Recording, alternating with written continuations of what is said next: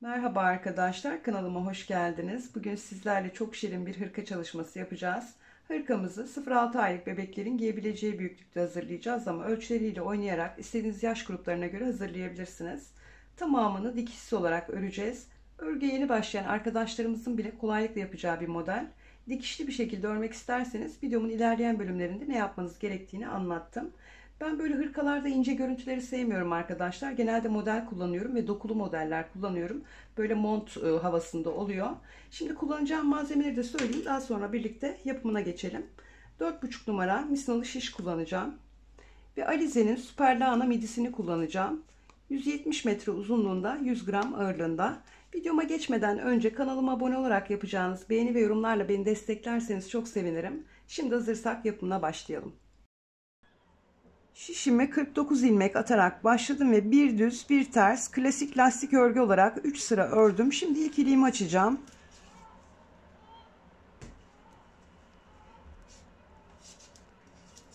İlk ilmeğimi örmeden aldım. İkinci ilmeğimi düz olarak örüyorum. Üçüncü ve dördüncü ilmeğimi birlikte alarak kesiyorum.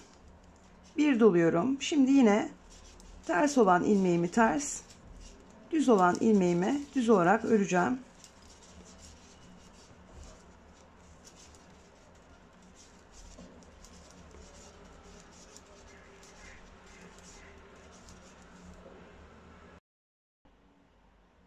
Arkadaşlar ilk iliğimizi açtık. Şimdi bir ters bir düz lastik örgü olarak sıra sayımızı 8'e tamamlayalım. Daha sonra birlikte devam edelim. Evet arkadaşlar, lastik örgümü 8 sıraya tamamladım. Şimdi roba kurulumumla birlikte aynı zamanda modelimin ilk sırasını yapacağım. Sıra başındaki ve sıra sonundaki 7 ilmeğimizi örgümüz boyunca yine tekli lastik olarak devam ettireceğiz. Buralar bizim ilik düğme kısmımız. Sadece buralarda yapacağımız değişiklik ilik kısmında sırası geldikçe ilik açmak olacak. Onun dışında biz ilik düğme kısmımızın arasındaki ilmeklerimiz üzerinde modelimizi uygulayacağız. Şimdi baştaki 7 ilmeğimi yine düz ters ters olarak örüyorum.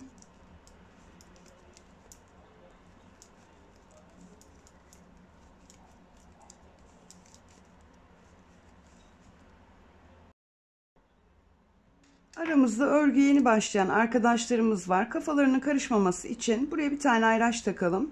Şimdi ön bedenim için 10 tane ilmeğimi ayırıyorum. 7 tanesini bir düz bir ters lastik örgü olarak ördüm. 3 tanesini de tersle başlayarak bir ters bir düz yine lastik örgü örer gibi öreceğim. Bir ters, bir düz ve bir ters. Artışımı yapıyorum. Ayracımı takıyorum. Arada 2 tane ilmeğimi düz olarak örüyorum. Roba artışlarımızı bu ayraçlarımızın arasındaki 2 tane düz ilmeğimizin sağından ve solundan yapacağız.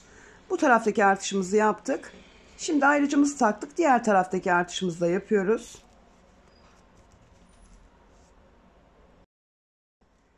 Şimdi kol bedenimiz için 5 tane ilmeğimizi öreceğiz. Bir tane düzle başlıyoruz arkadaşlar. Bir düz, bir ters, bir düz, bir ters ve bir düz. Artışımızı yapıyoruz.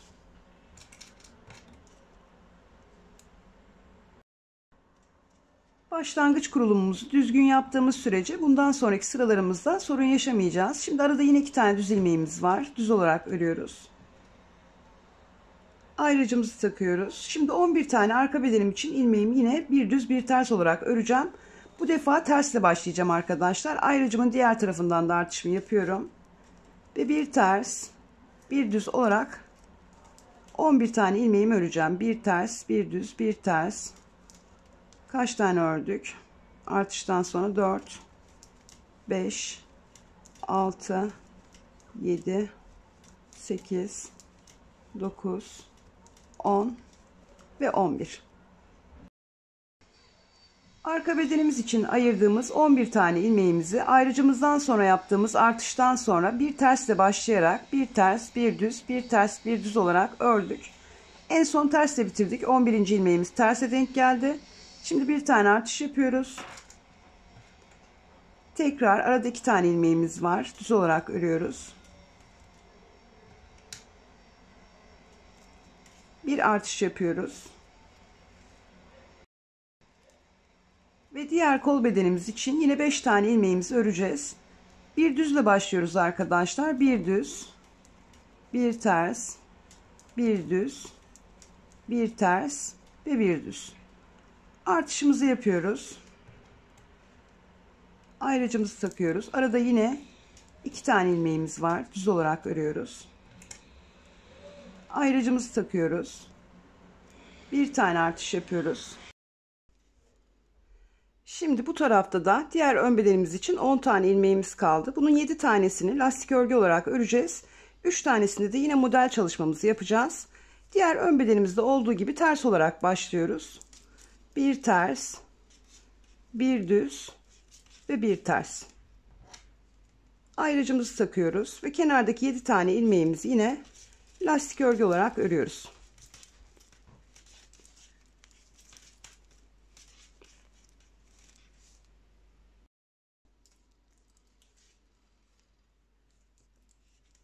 Örgümüzün arka yüzünde de yine baştaki 7 tane ilmeğimizi tekli lastik örgü olarak öreceğiz.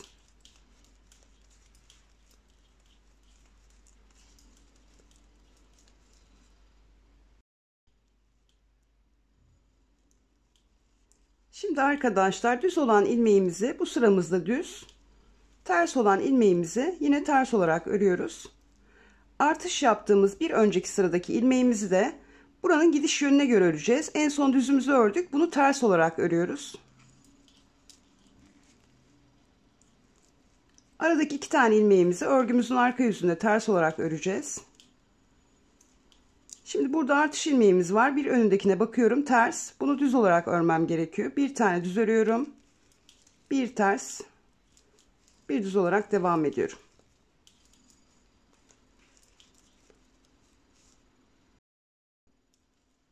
En son ters ördüm. Buradaki artış ilmeğimi düz örmem gerekiyor. Düz olarak örüyorum.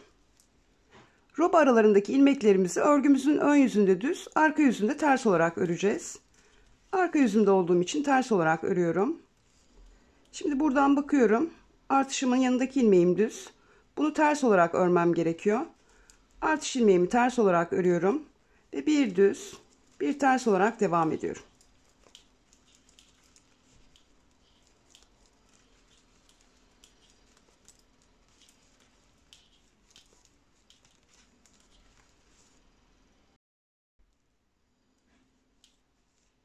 En son ilmeğimi düz olarak ördüm. Artış ilmeğimi ters olarak örmem gerekiyor. Ters olarak örüyorum. Aradaki 2 tane ilmeğim ters. Ters olarak örüyorum. Şimdi bakıyorum. Buradaki ilmeğim ters. O yüzden artış ilmeğimi düz olarak örmem gerekiyor. Düz örüyorum. Ve bir ters, bir düz olarak devam ediyorum.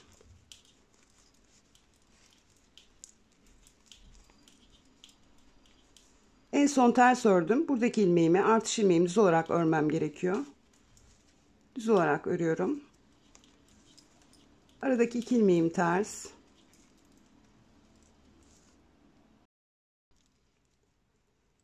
Şimdi buradan kontrol ediyorum. İkinci ilmeğim düz. O yüzden artış ilmeğimi ters olarak örmem gerekiyor. Bir ters örüyorum. Bir düz, bir ters ve bir düz. Kenardaki 7 tane ilmeğimi yine lastik örgü olarak örüyorum.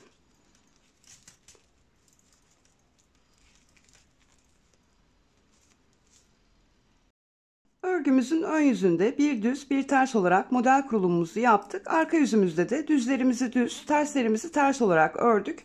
Şimdi ikinci model kurulumumuza geçiyoruz. Yine kenardaki 7 tane ilmeğimizi lastik örgü olarak öreceğiz.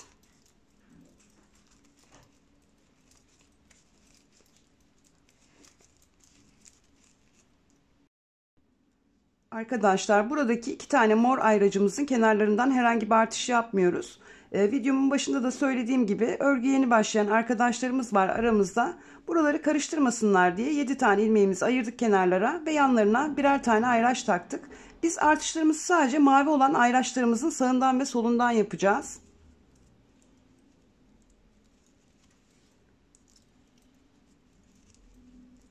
Şimdi bakın ilk ilmeğim ters. Ters ilmeğimin üzerine düz örüyorum. Düz ilmeğimin üzerine ters örüyorum. Tam tersi işlem yapıyoruz arkadaşlar. Terslerin üzerine düz, düzlerin üzerine ters yapıyoruz. Artışımı yapıyorum. Ön yüzümde olduğum için aradaki 2 tane ilmeğimi düz olarak örüyorum. Tekrar artışımı yapıyorum. Şimdi yine ters olan ilmeğimin üzerine düz, düz olan ilmeğimin üzerine ters olarak devam edeceğim. Ters ilmeğim vardı, üzerine düz ördüm. Düzün üzerine ters. Tersin üstüne ters, düzün üstüne düz gelmeyecek arkadaşlar. Dediğim gibi tam tersi işlem yapacağız. Bu sıramızı bu şekilde tamamlıyoruz. Ayrıcımı gördüm, artışımı yapıyorum. Aradaki 2 tane ilmeğimi düz olarak örüyorum. Ayrıcımın diğer tarafından da artışımı yapıyorum. İlk ilmeğim düz. Üzerine ters örüyorum. Tersin üzerine düz. Ve devam ediyorum. Bir ters, bir düz, bir ters, bir düz.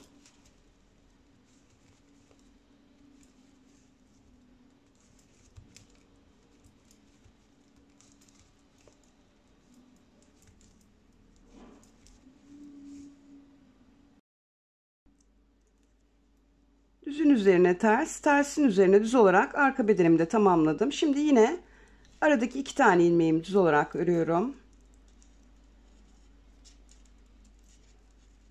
Ayrıcımın diğer tarafından da artışımı yapıyorum. İlk ilmeğim ters, üzerine düz örüyorum. Düzün üzerine ters ve aynı şekilde devam ediyorum. Tersin üzerine düz, düzün üzerine ters olarak. Gördüğünüz gibi çok kolay arkadaşlar. Ayrıcımı gördüm, artışımı yapıyorum.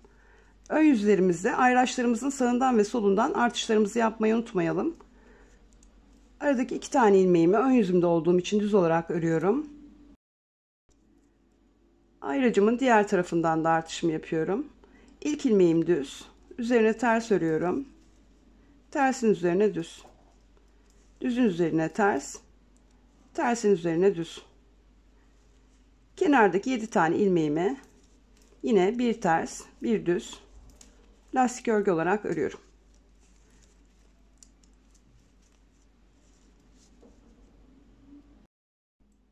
Baştaki ve sondaki 7 ilmeğimizin üzerinde model uygulaması yapmadığımız için ters olan ilmeklerimizi ters, düz olan ilmeklerimizi düz olarak örüyoruz. Yani klasik lastik örgümüze devam ediyoruz. Şimdi modelimizin ikinci sırasını yapacağız. Örgümüzün arka yüzünde düz olan ilmeklerimizi düz, ters olan ilmeklerimizi ters olarak öreceğiz. Ve bir sonraki sıramızda yeniden bir kurulum yapacağız. Şimdi yine kenardaki 7 ilmeğimi lastik örgü olarak örüyorum. Ters ilmeğim var, ters olarak örüyorum. Düz ilmeğimi düz, ters ilmeğimi ters. Örgümüzün arka yüzünde farklı bir işlem yapmıyoruz arkadaşlar. Ters olan ilmeklerimizi ters, düz olan ilmeklerimizi örgümüzün arka yüzünde ters olarak örüyoruz. Ayraçlarımızın arasındaki 2 tane olan ilmeklerimizi de ters olarak öreceğiz. Şimdi yine düzü düz, tersi ters olarak örmeye devam ediyorum. Bakın en son burada düzle bitirdim. Artışım var. Düzden sonra ters geldiği için bunu ters olarak örüyorum. 2 ayrıcımın arasında olan 2 tane ilmeğimi ters olarak örüyorum.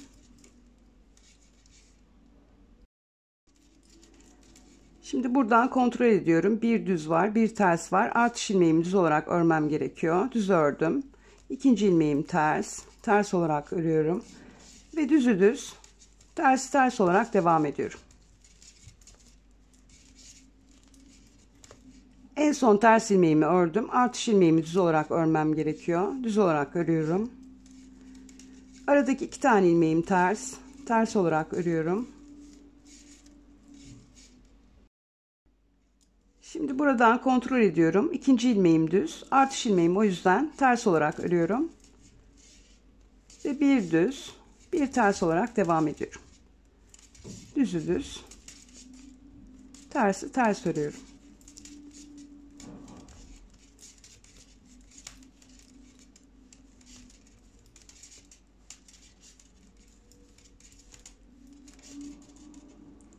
En son düz ördüm. Artış ilmeğimi ters örmem gerekiyor. Ters olarak örüyorum.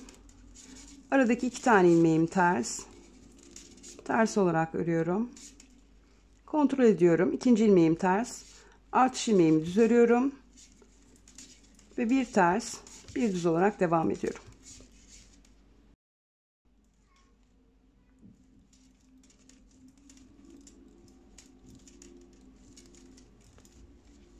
En son ters ördüm. Artış ilmeğimi düz olarak örüyorum.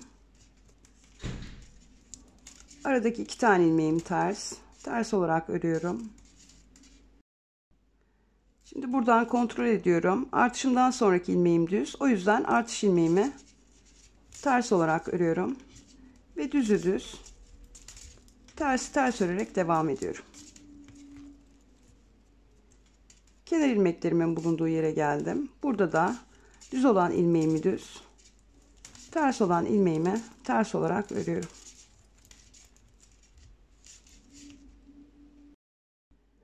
Evet arkadaşlar, iki model sıramızın tamamını birlikte ördük. Artık anlaşılır olduğunu düşünüyorum.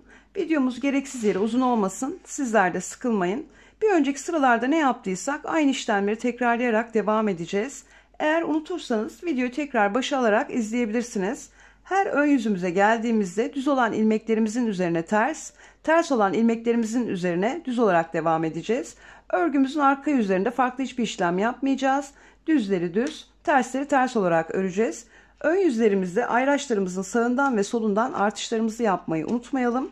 Şimdi robamızı 14 cm uzunluğa gelene kadar modelimizi uygulayarak, artışlarımızı yaparak örelim arkadaşlar. Her 12 sırada bir de ilik açalım. Şimdi ben vermiş olduğum ölçüye gelene kadar öreyim. Daha sonra birlikte devam edelim. Evet arkadaşlar, robamı 14 cm uzunluğa gelene kadar ördüm. Lastik örgümden itibaren ölçtüğüm zaman da 16 cm uzunluğum var. Artık artırma işlemi yapmayacağız. Beden ayrımlarımızı yapacağız. Arkadaşlar, ilik sıralarını karıştırırsanız iki ilik arası 6 cm olacak. Ona göre iliklerinizi açabilirsiniz. Şimdi örgümün ön yüzünde ön bedenime ait ilmeklerimi yine modelimi uygulayarak ayracımın bulunduğu yere kadar öreceğim.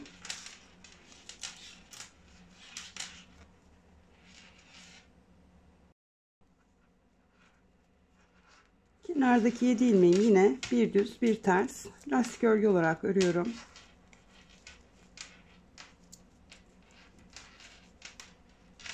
Ve ayracımın bulunduğu yere kadar ön yüzümde modelimi uygulayarak devam edeceğim. Buradaki ilmeğim düz. Düzün üzerine ters örüyorum. Tersin üzerine düz örüyorum. Ayracımın bulunduğu yere kadar aynı şekilde devam edeceğim.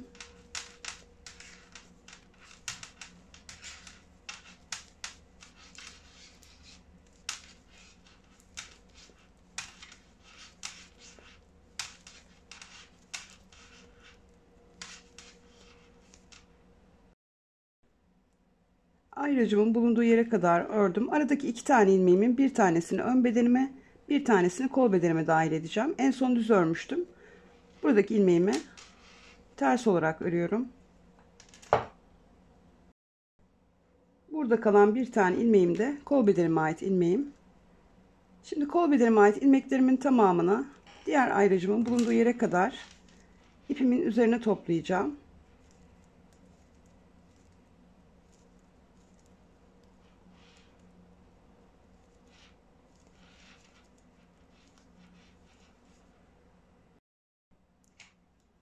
Ayracımın bulunduğu yere kadar ilmeklerimi ipimin üzerine topladım. Ayracımı çıkarıyorum.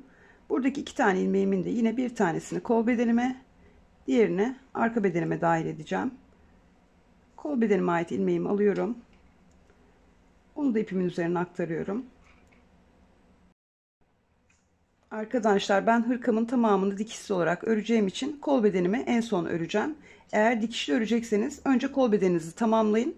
Daha sonra yapacağımız işlemleri yapın. İpimi bağlıyorum.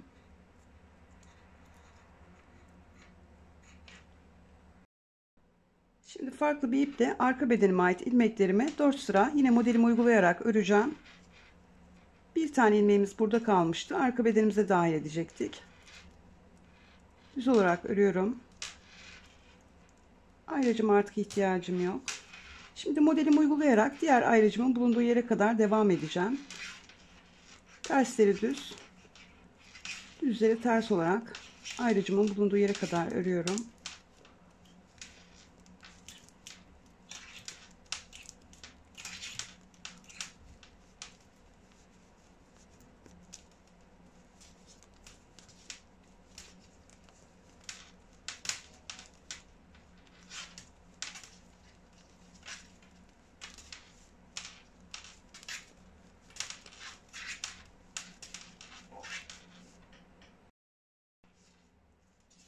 İlmek sayılarını çok soruyorsunuz arkadaşlar. Benim ilmek sayılarıyla çok fazla işim yok. Ben ölçüyle ördüğüm için saymıyorum.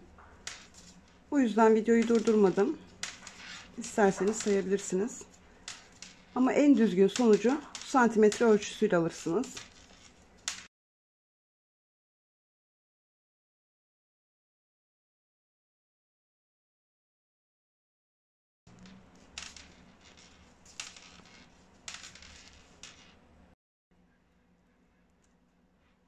Ayracımı çıkarıyorum. En son düz ilmekle bitirmiştim. Bu iki tane ilmeğimin bir tanesini ters olarak örüyorum. Arka bedenime dahil ediyorum. Diğerini de diğer kol bedenime dahil edeceğim. Şimdi arkadaşlar burayı örmeden, ipimizin üzerine almadan geri dönüyoruz. Arka bedenimize ait ilmeklerimizi 4 sıra öreceğiz.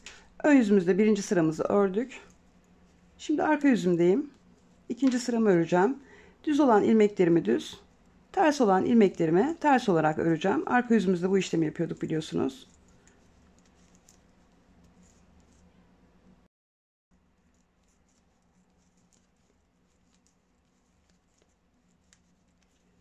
Farklı ip taktığım yere kadar öreyim arkadaşlar ben. Örgümün arka yüzünde arka bedenime ait ilmeklerimin düzlerini düz, terslerini ters olarak sıra sonuna kadar ördüm. Şimdi 3. sıramızda ön yüzümüzde yine modelimizi uygulayacağız. Arka yüzümüzde tersleri ters, düzleri düz olarak örüp 4. sıramızı tamamlayacağız. Şimdi arkadaşlar örelim. Daha sonra birleştirme işlemimizi birlikte yapalım. Evet arkadaşlar, arka bedenime ait ilmeklerimi 4 sıra ördüm. Şimdi buraya sonradan takmış olduğum ipimi kesiyorum. Artık ön bedenimde takılı olan mevcut ipimle örgüme devam edeceğim. 3 tane ilmek atıyorum. 1 2 ve 3. Arka bedenimle birleştireceğim. İlk ilmeğim düz. Düzün üzerine ters örüyorum.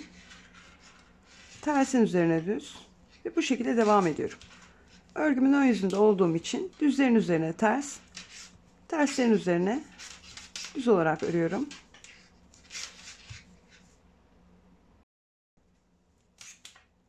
Ayracımın takılı olduğu yere kadar arkadaşlar öreyim.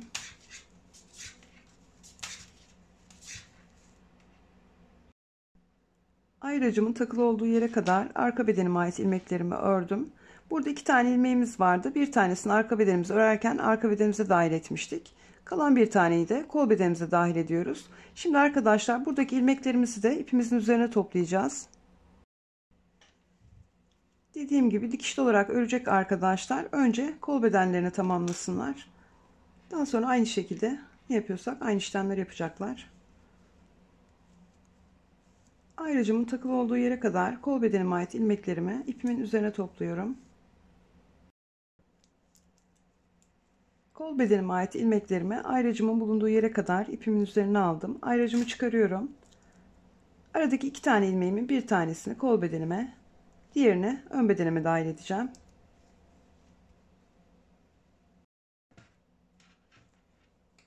Buradaki ipimi de bağlıyorum.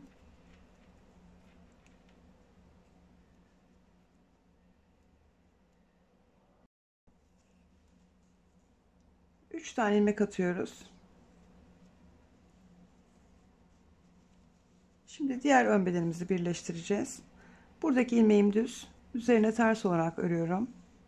Artık ayracımıza ihtiyacımız yok. Düzün üzerine ters, tersin üzerine düz olarak devam edeceğim.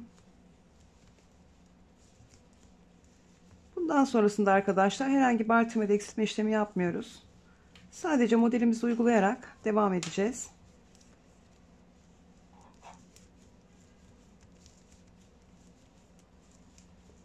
Şu an düzün üzerine ters, tersin üzerine düz örüyorum.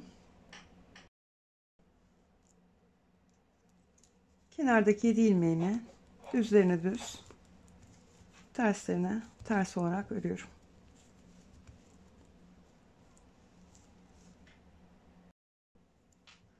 Örgümüzün ön yüzünde modelimizi uygulayarak birleştirme işlemimizi yaptık. Şimdi arka yüzümüzde de yine her zaman yaptığımız gibi düz olan ilmeklerimizi düz, ters olan ilmeklerimizi ters olarak öreceğiz. Baştaki ve sondaki 7 ilmeğimizi de yine lastik örgü olarak öreceğiz. Buranın da yine düzleri düz, tersleri ters olarak örülecek.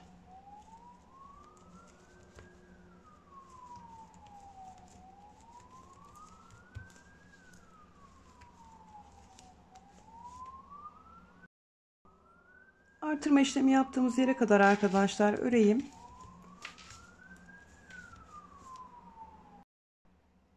Üç tane artış yaptığım yere kadar ördüm. En son ters arkadaşlar, ön bedenimin sonu. Bir tane düz örüyorum. Bir tane ters örüyorum. Ve 2 ilmeğimi birlikte alarak düz olarak örüyorum. Ve bir düz bir ters olarak devam ediyorum. Yani alt sıradaki düzleri düz, tersleri ters örüyorum.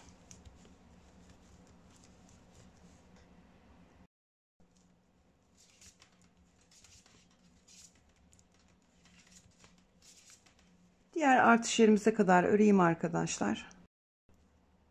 Diğer artış yaptığım yere kadar ördüm. En son burada düz ilmeğim vardı. Düz olarak ördüm. Bir ters örüyorum. Bir düz örüyorum ve bir ters örüyorum. Burada herhangi bir kesme işlemi yapmıyoruz arkadaşlar. Daha sonra düzleri düz, tersleri ters örerek devam ediyoruz. Dediğim gibi bundan sonra herhangi bir artırma da eksiltme işlemi yapmayacağız. Sadece modelimizi uygulayarak devam edeceğiz.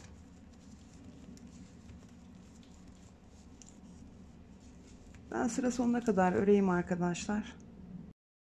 Evet arkadaşlar, sıramı tamamladım. Şimdi kol altından itibaren 12 cm uzunluğa gelene kadar herhangi bir artırma da eksiltme işlemi yapmadan sadece yukarıdaki sıralarda yaptığımız gibi modelimizi uygulayarak örgümüze devam edeceğiz.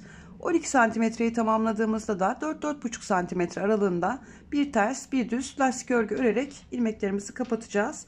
İliklerimizi de iki ilik arası 6 santimetre olacak şekilde toplamda 5 tane açacağız. Şimdi ben vermiş olduğum ölçüye girene kadar öreyim arkadaşlar. Daha sonra kol bedenimize devam edelim. Evet arkadaşlar, beden örgümü kol altından itibaren 16,5 santimetre uzunluğa gelene kadar ördüm. 12 santimetre modelimi uyguladım. 4,5 santimetrede bir ters bir düz lastik örgü olarak ördüm. Şimdi kol bedenimizle devam edeceğiz. İpimin üzerinde beklettiğim ilmeklerimi şişime aldım. Şimdi kol altından tam orta noktadan ilmek çıkartacağım.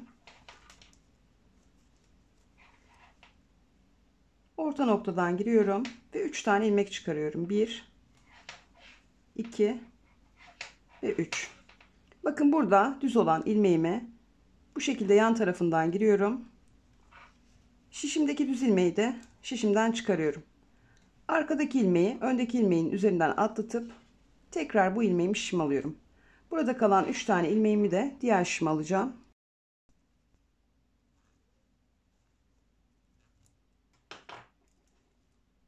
Örmeden arkadaşlar bakın diğer şişime aktarıyorum. Dönerek öreceğimiz için hep örgümüzün ön yüzünde ilerleyeceğiz. Yine iki sırada bir modelimizi aynı şekilde uygulayacağız. Artık örgümüzün arka yüzü yok arkadaşlar. Orada yaptığımız işlemin aynısını ön yüzümüzde ikinci sıralarımızda yine yapacağız. Şimdi model sıramda olduğum için modelimi uygulayarak devam edeceğim. İlk ilmeğim düz, ters olarak örüyorum. Tersi düz örüyorum. Ve bu şekilde sıra sonuna kadar devam edeceğim. Düzü ters, tersi düz örerek.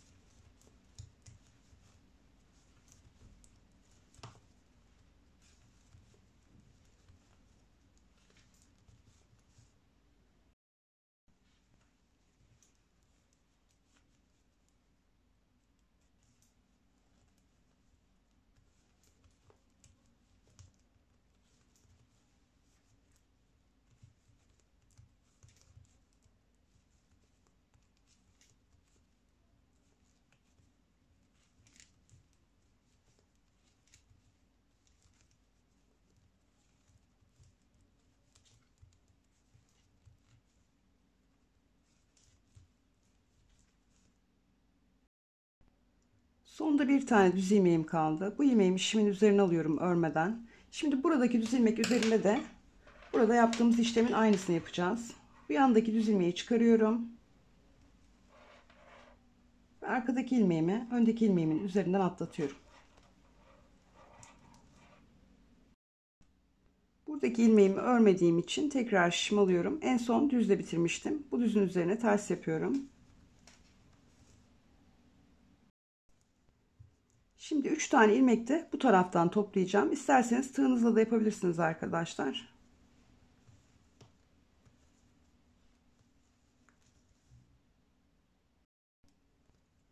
İlmek toplama işlemimizle birlikte birinci sıramızı ördük. İkinci sıramızda örgümüzün arka yüzlerinde biliyorsunuz düz olan ilmeklerimizi düz, ters olan ilmeklerimizi ters olarak örüyorduk. Şimdi ön yüzümüzde aynı işlemi yapacağız. Önce bu artış yaptığımız ilmeklerimizi ayarlayalım. Burada ters var, bu düz olacak, bu ters, bu düz. İlk ilmeğim düz olarak örüyorum. İkinci ilmeğimi ters, üçüncü ilmeğimi düz. Şimdi buradaki ilmeğim ters, ters örüyorum, düz. Ters, düz. Bu şekilde sıramı tamamlayacağım.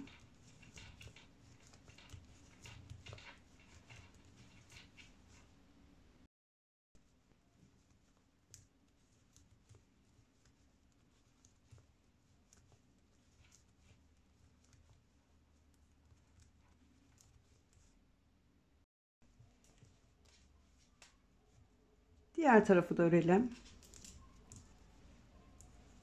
Burada da yine düz, ters olarak sıra sonuna kadar örüyoruz.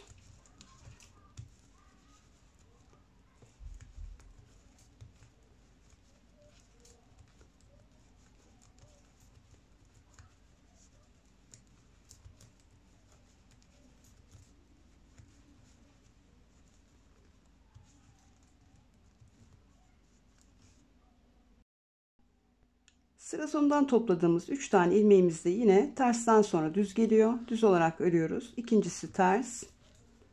Üçüncüsü düz.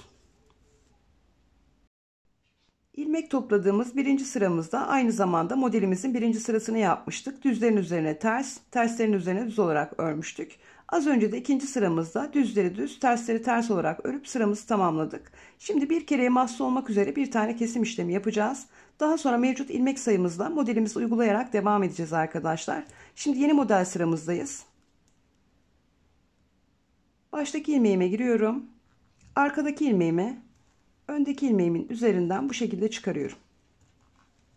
Kesim işlemimizi yaptık. Dediğim gibi başka kesim işlemi yapılmayacak. İlmeğimi tekrar şişim. Şimdi model sıramda olduğum için yine terslerin üzerine düz, düzlerin üzerine ters olarak devam edeceğim. İlk ilmeğim ters, düz olarak örüyorum. İkinci ilmeğim düz, üzerine ters olarak örüyorum. Ve tersleri düz, düzleri ters olarak sıramı tamamlayacağım.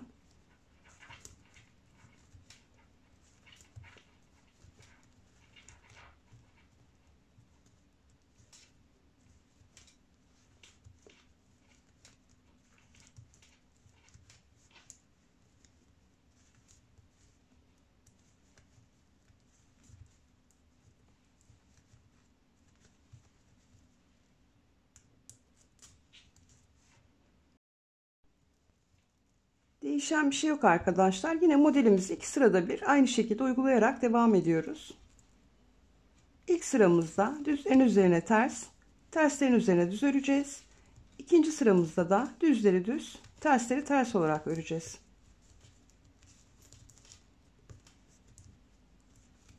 Ve sonra aynı işlemleri tekrarlayarak devam edeceğiz.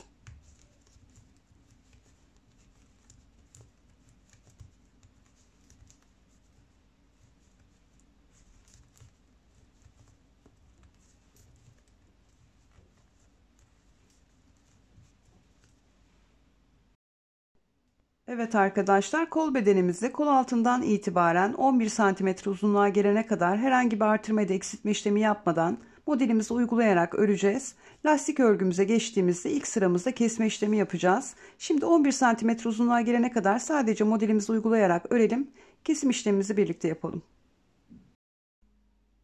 Kol bedenimi kol altından itibaren 11 cm uzunluğa gelene kadar ördüm. Şimdi lastik kısmına geçerken aynı zamanda kesme işlemimizi yapacağız. Bir düzle başlayacağız arkadaşlar. Düzlerde iki ilmeği birlikte alarak düz olarak öreceğiz. Baştaki iki ilmeğimi düz olarak kestim. Tersimi ters olarak örüyorum. 2 ilmeği birlikte alıyorum. Düz örüyorum. Bir ters, 2 ilmeği birlikte alıyorum. Bir düz, bir ters, 2 ilmeği birlikte alıyorum. Bir düz, bir ters, 2 ilmeği birlikte alıyorum. Bir düz, bir ters. Düzlere 2 ilmeği birlikte alarak kesiyoruz. Tersleri normal bir şekilde ters olarak örüyoruz.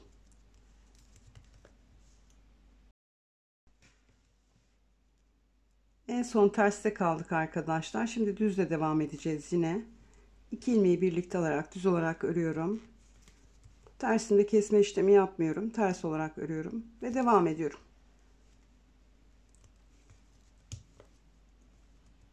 İki ilmeği birlikte alıyorum. Düz olarak örüyorum. Bir tane ters örüyorum.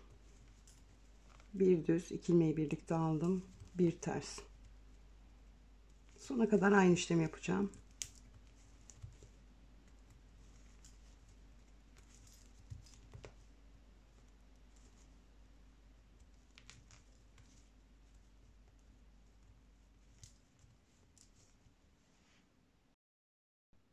Evet arkadaşlar, kesim işlemimizle birlikte aynı zamanda lastik kurulumumuzu da yaptık. Şimdi dönerek düzleri düz, tersleri ters olarak 4,5 cm uzunluğa gelene kadar örelim.